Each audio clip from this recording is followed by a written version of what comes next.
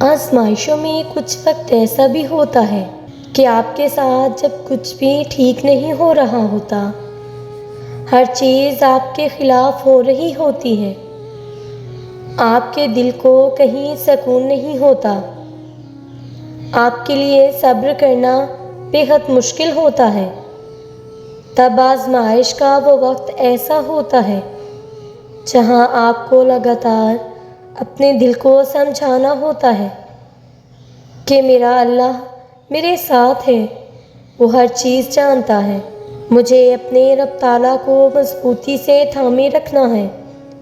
سنیں، آزمائش سخت بھی ہو سکتی ہے پر ناقابل برداشت نہیں۔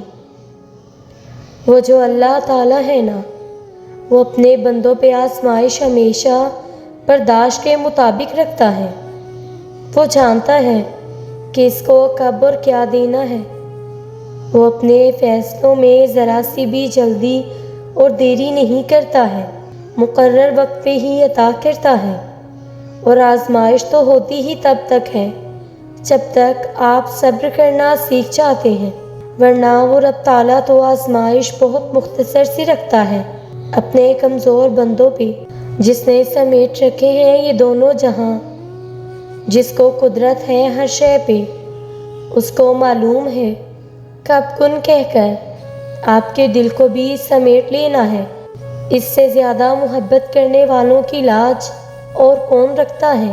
پھر اس کی دیری کو اس کا انکار سمجھ کر آپ نے مانگنا کیوں چھوڑ دیا ہے؟